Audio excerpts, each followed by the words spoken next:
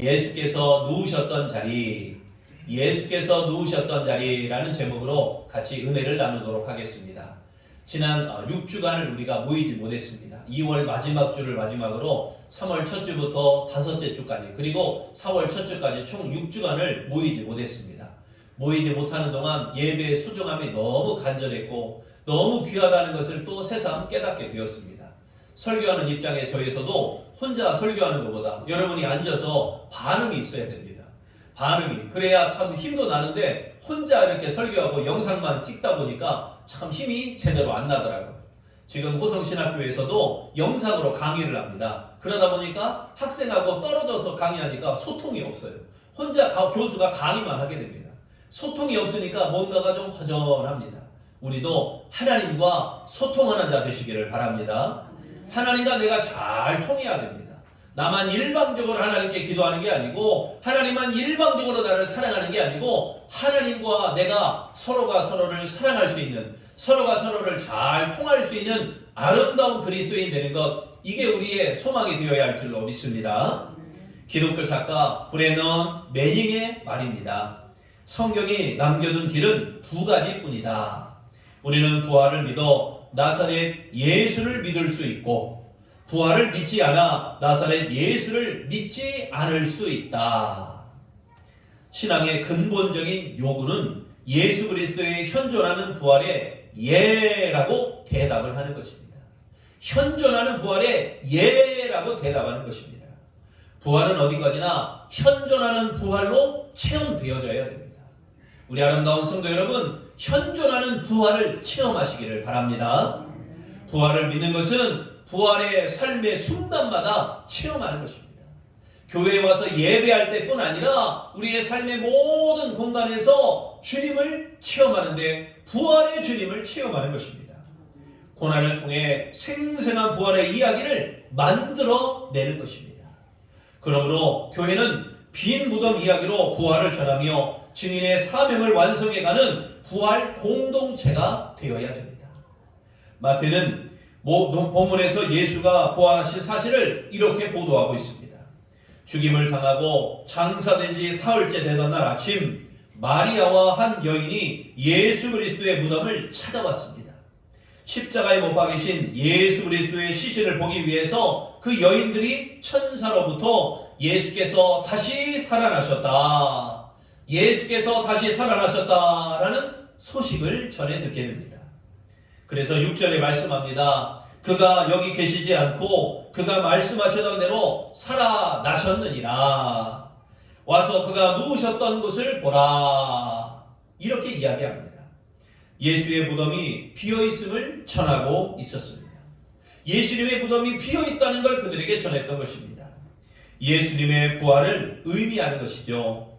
부활은 빈 무덤에서부터 설명되어야 됩니다. 부활이라는 자체는 무덤이 비었다는 곳에서부터 출발하게 되어지는 것입니다. 무덤은 인간을 슬프게 만듭니다. 무덤을 찾아간 두 여인도 역시 울고 있었습니다. 무덤은 인생의 허물을 말해주는 것이며 모든 것을 빼앗아가는 것이 무덤입니다. 그러나 예수님께서 부활하심으로 그의 누우셨던 곳은 빈 무덤이 되었습니다. 그러니까 말씀드린 모든 인생의 허물이라든지 슬픔이라든지 고통이라든지 이런 걸 다 일순간에 지워버리신 것입니다. 두 여인은 무덤에서 예수님의 시신을 찾아보았지만 예수님은 거기에 계시지 않았습니다. 예수님은 말씀대로 살아나셨던 것입니다. 예수님께서 누우셨던 자리는 비어 있었습니다. 그러면 천사가 말하는 그가 누우셨던 곳을 보라, 이 의미는 무엇일까요? 그가 누우셨던 곳을 보라, 여기에 보라라고 하는 단순한 눈으로 보는 것을 가리키는 것이 아니라 보는 것을 통해서 알게 되는 것을 뜻하는 것입니다. 보는 것을 통해서 알게 되는 것이 있다. 여러분, 예수께서 누우셨던 자리에 무엇을 보아야 될까요? 예수께서 누우셨던 자리에서 무엇을 보아야 될까요? 첫째, 생명이 있음을 보아야 됩니다. 할렐루야. 생명이 있음을 보아야 됩니다. 독일의 프로센부르크 강제 수용소 담당 군의관 베스게라는 군의관이 1945년 4월 9일 일기에 이렇게 썼습니다. 히틀러에 의해 독일의 장성들도 외교민들도 사형을 당했다. 오늘 새벽 6시 카나리 제독과 오스트 장군도 처형되었다. 그 중에 나의 영혼을 사로잡은 사람이 본회퍼 목사였다. 그는 처형장으로 끌려가기 전에 오랫동안 기도하고 있었다. 교수대에 올라가서도 잠시 기도했다. 지극히 평화롭게 보였다. 오랫동안 사형수를 보았지만 그렇게 기도하는 사람은 처음 보았다. 나는 그런 죽음을 본 적이 없다. 저렇게 평안하고 기쁘고 담대하게 죽음을 맞이하는 사람은 아무도 없었다. 본회퍼 목사는 부활의 주님을 마음에 모시었기 때문에 죽임에 당하게 되었지만 패배자가 아니라 죽임을 당하게 되었지만 패배자가 아니라 승리자가 되었던 것입니다. 부활을 품고 있었기에 죽음에 머무르지 않았습니다. 부활의 생명싸개에 쌓여 주님의 품에 안기게 되었던 것입니다. 생명의 모습이 보여진 것입니다. 그리스도인은 죽임을 당해도 망하지 않습니다. 할렐루야. 부활의 생명이 있기 때문에 그리스도인은 죽음의 구름이 우리를 덮는다 할지라도 우리는 절대 망하지 않습니다. 6절 말씀 우리 신앙 고백으로 다 같이 읽습니다. 시작. 그가 여기 계시지 않고 그가 말씀하시던 대로 살아나셨느니라. 와서 그가 누우셨던 곳을 보라. 할렐루야. 여기 살아나셨느니라 라고 했죠. 살아나셨느니라 생명을 의미하는 것입니다. 신앙은 부활 생명으로부터 출발합니다. 그리스도의 부활은 신앙의 초석이 되어집니다. 여러분, 주님은 생명이십니다. 믿으십니까? 십자가에서 죽으셨다가 사흘 만에 살아나심으로 사망을 이기셨습니다. 말씀대로 살아나시어 생명이 되어주셨던 것입니다. 그가 여기 계시지 않다. 그가 여기 계시지 않다라는 것은 사망을 정복하고 생명이 되셨다라는 것을 보여주시는 것입니다. 사망은 인생 최대의 적입니다. 주님이 십자가 위에서 죽으셨습니다. 사망이 예수님을 이기신 것 같고 예수님은 사망에서 패배한 것처럼 보였습니다. 그러나 사흘 만에 말씀하시던 대로 사흘 만에 예수 그리스도께서 무덤을 열고 나오셨던 것입니다. 사망을 이기고 생명으로 나오신 것입니다. 우리가 죽는다 할지라도 주님이 다시 오시는 날 생명으로 나오게 될 줄로 믿습니다. 그러므로 예수께서 누우셨던 자리는 사망의 자리가 아니라 생명의 자리가 됨을 믿으시기를 바랍니다. 두 번째, 예수께서 누우셨던 자리는 무엇을 보아야 될까? 예수께서 누우셨던 자리에서 무엇을 보아야 될까? 기쁨이 있음을 보아야 됩니다. 할렐루야. 기쁨이 있음을 보아야 됩니다. 예수님의 부활을 변론하던 학자 위리겐 하버마스는 부활을 부인하는 무신론자 앤토니 플루라고 하는 사람과 예수는 부활했는가? 라는 제목으로 공개 변론을 벌였습니다. 공개 변론, 믿는 자나 믿지 않는 자나 누구에게나 다 공개해놓고 이 공개 변론, 서로가 토론을 하게 되었습니다. 토론이 다 끝나자 심사위원들은 이 하버마스 박사의 손을 들어주었습니다. 청중들도 하버마스 박사의 말을 듣고 예수님의 부활을 확신하고 더욱 믿게 되었다는 것입니다. 그런데 그의 아내가 위암에 걸렸고 그 병세가 악화되어 죽어가고 있었습니다. 어느 날 아내는 방에서 신음하고 있었고 하버마스 박사는 깊은 고뇌에 빠졌습니다. 그때 학생들로부터 전화가 걸려왔습니다. 걸려온 전화마다 이런 내용이었습니다.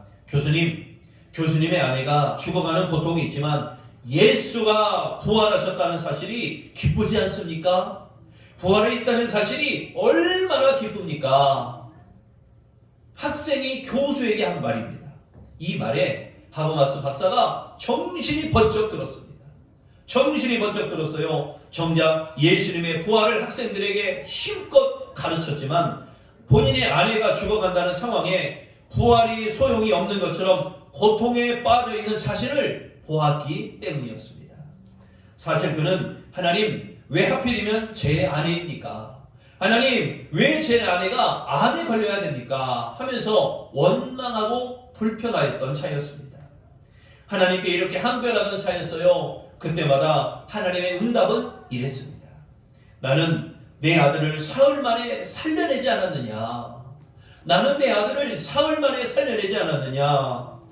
학생들의 이런 전화를 받고서야 하나님이 주신 응답의 의미를 깨닫게 되었습니다. 그래서 이렇게 말합니다. 그렇다. 하나님은 예수님을 사흘 만에 죽음에서 살리셨다. 그렇다면 아내도 하나님이 살려주실 것이다. 비록 육신은 죽는다고 해도 예수님이 부활하신 것처럼 때가 되면 아내도 부활할 것이다. 나도 죽을 것이지만 부활할 것이다. 그런데 왜 기뻐하지 않는가? 그런데 왜 낙심하고 있는가? 그런데 왜 부활의 기쁨이 있지 않는가? 여러분, 부활에 믿는 자는 기쁨이 있는 줄로 믿습니다. 그래서 슬퍼하지 않는 것입니다. 죽음 앞에서 굴복하지 않는 것입니다. 부활의 기쁨이 있기 때문에 슬퍼하지 않고 죽음에 굴복하지 않는 것입니다. 8절 말씀 또 신앙 고백으로 다 같이 읽습니다. 그 여자들이 무서움과 큰 기쁨으로 빨리 무덤을 떠나 제자들에게 알리려고 다름질할세. 할렐루야. 여기에 큰 기쁨이라고 그랬죠. 큰 기쁨은 기쁨의 앞에 위치하여 여인들의 두려운 감정보다 기쁨의 감정이 더 컸다는 것을 나타내고 있는 큰 기쁨을 이야기합니다. 이 두 여인들은 부활이 주는 큰 기쁨으로 부활 소식을 제자들에게 알리기 위해서 다름질했습니다. 열심히 달려갔습니다. 예수님이 십자가에 못 박히실 때 이 여인들과 제자들과 많은 사람들이 슬퍼하고 있던 차였습니다.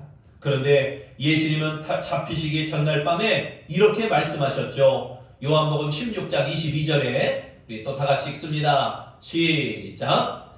지금은 너희가 근심하나 내가 다시 너희를 보리니 너희 마음이 기쁠 것이요 너희 기쁨을 빼앗을 자가 없느니라. 할렐루야. 부활하신 예수님은 그들의 눈물만 거두어 가신 것이 아니었습니다. 사망이 세상에 들어온 이후로 생긴 인류의 모든 눈물을 거두시고 그들에게 기쁨을 주셨던 것입니다. 그러므로 예수께서 누우셨던 자리는 더 이상 슬픔의 자리가 아닙니다. 슬픔의 자리가 아니라 기쁨의 자리였음을 믿으시기를 바랍니다. 세 번째, 예수께서 누우셨던 자리, 그 자리에서 무엇을 보아야 되는가? 평안이 있음을 보아야 됩니다. 평안이 있음을 보아야 됩니다. 에델 워터스는 폭풍의 날씨라고 하는 노래를 불러서 인기 정상에 올라갔던 그런 유명했던 가수였습니다. 사실 그녀는 어머니가 성폭행을 당해서 태어난 불우한 인생이었습니다.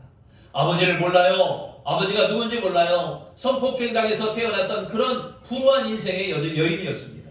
가난한 빈민굴의 환경에서 성장하였습니다. 그런데 할리우드에서 자신의 불우한 삶을 노래한 폭풍의 날씨라고 하는 이런 자신의 삶을 노래한 이 노래로 히트를 치게 되었습니다. 그 후 나이 40이 넘어서 예수님을 영접하게 됩니다. 그녀의 삶에 변화가 일어났습니다. 마음의 폭풍우 대신 주님이 주시는 평안이 임하게 되는 것입니다. 예수를 믿은 후 폭풍의 날씨 노래를 불러달라던 그녀는 이렇게 대답을 합니다. 나는 예수님을 마음에 모시고 있기에 내 마음에 폭풍이 일지 않습니다. 마음속에 평화가 충만합니다. 이제 폭풍의 날씨를 부르지 않겠습니다. 부활의 주님이 마음에 평안을 주셨기 때문입니다. 그녀는 계속해서 이렇게 간증합니다. 유명한 가수로서 사랑을 받고 인기도 누렸지만 내 마음은 언제나 겨울이었습니다. 그러나 예수 그리스도를 영접하고 인생을 맡겼을 때 저를 다시 빚어주셨습니다. 엄청난 고독에서 해방되었고 마음 깊은 곳에서 솟구쳐 오르는 평안을 누리고 있게 되어졌습니다. 가진 것이 많지 않아도 감사할 것이 더 많아 항상 평안합니다. 할렐루야. 여러분, 마음에 폭풍이 있습니까? 여러 가지 많은 이야기들로 내 마음에 폭풍이 일어나고 있습니까? 아니면 주의 은혜로 평안함이 임하고 있습니까? 9절 말씀 또 한번 봉독하겠습니다. 시작. 예수께서 그들을 만나 이르시되 평안하냐 하시거늘 여자들이 나아가 그 발을 붙잡고 경배하니. 여기 평안하냐라고 부르시죠. 평안하냐, 이 말씀은 더 이상 두려울 것이 없느냐 이렇게 묻는 것입니다. 평안하냐, 더 이상 두려울 것이 없느냐. 예수님을 만나기 전에는 두려움과 근심으로 가득 차 있었지만 부활하신 예수님을 만났으니 이제는 두려워하지 말고 평안하라는 것입니다. 부활은 기독교의 신앙의 기반입니다. 부활은 우리 기독교 신앙의 아주 초석이 되어집니다. 부활은 흔들리는 세상에서 요동치 않는 평안이 바로 부활의 소망이 되어지는 것입니다. 부활하신 예수님께서 평안을 선포하시며 우리에게 평안을 주신 것입니다. 부활하신 예수님이 함께하면 마귀는 이빨 빠진 사자가 되어질 것입니다. 부활하신 주님이 주시는 평안을 소유하는 아름다운 성도 되시기를 바랍니다. 그러므로 예수께서 누우셨던 자리는 두려움의 자리가 아니라 평안의 자리가 되어줬음을 여러분 믿으시기를 바랍니다. 흑인 가수 마리아 앤더슨, 이 마리아 앤더슨은 1955년 56세에 흑인 가수로는 처음으로 메트로폴리탄에 출연하면서 관중들에게 흥분과 감동을 주었습니다. 흑인에 대한 편견과 차별 속에서도 세계 정상에 우뚝 서게 된 날, 그녀는 이렇게 고백했습니다. 견디기 어려운 나를 만날 때마다 언제나 나의 시선은 부활하신 예수 그리스도께 향하였습니다. 부활신앙은 인간의 삶을 소생시키는 것입니다. 우리를 치료하여 주시는 것입니다. 다시 일어나게 하는 것입니다. 부활신앙은 죽자 하는 인생에서 살자 하는 인생으로 바꾸어 놓은 것입니다. 얼마 전에 TV를 보니까 TV에서 술 먹는 자리에서 그러더라고요. 야, 먹고 죽자. 죽으려면 그거 왜 먹어요? 살려고 이렇게 우리가 밥도 먹고 사는 거 아니겠어요? 여러분, 우리는 죽으려고 신앙생활을 하는 게 아니라 살려고 신앙생활을 하는 자입니다. 그런데 죽음이 다가와도 두려움이 없는 것은 살려고 신앙생활을 하는 가운데 영생의 축복이, 부활의 축복이 주어지게 됨을 믿으시기를 바랍니다. 예수를 죽은 자로 생각하는 신앙에는 기쁨이 없습니다. 그러므로 부활하신 예수 그리스도께서도 누우셨던 자리, 그 빈자리를 보며 예수님이 누우셨던 그 빈자리를 보며 은혜를 받는 우리 아름다운 성도, 내 눈에 직접 부활의 소망을 가지고 하나님의 빈자리를 보며 은혜 받는 아름다운 성도 되시기를 바랍니다. 사랑하는 성도 여러분, 예수께서 누우셨던 자리는 더 이상 죽음의 자리가 아니라 생명의 자리입니다. 예수께서 누우셨던 자리는 더 이상 슬픔의 자리가 아니라 기쁨의 자리입니다. 예수 그리스도께서 누우셨던 자리는 더 이상 두려움의 자리가 아니라 평안의 자리입니다. 우리가 예수님의 부활을 확신하고 부활의 소식을 전하며 살아가는 아름다운 그리스도인, 아름다운 부활의 소망의 백성이 되시기를 축원합니다. 기도하겠습니다. 우리에게 생명의 자리 주셨고 우리에게 기쁨의 자리 주셨으며 우리에게 평안의 자리를 주신 부활하신 예수님을 확실히 믿습니다. 이 부활의 소식을 힘껏 전하며 증거하며 살아가는 아름다운 신앙 되게 하여 주옵소서. 그래야 우리의 신앙의 삶 가운데 죽음의 자리가 두려워하지 않고 슬픔의 자리가 두려움이 아니라 두려움의 자리를 겁내지 아니하고 생명의 자리, 기쁨의 자리, 평안의 자리에서 주님을 만날 만한 하나님의 사람 되어지도록 축복하시기를 예수님의 이름으로 기도합니다. 아멘.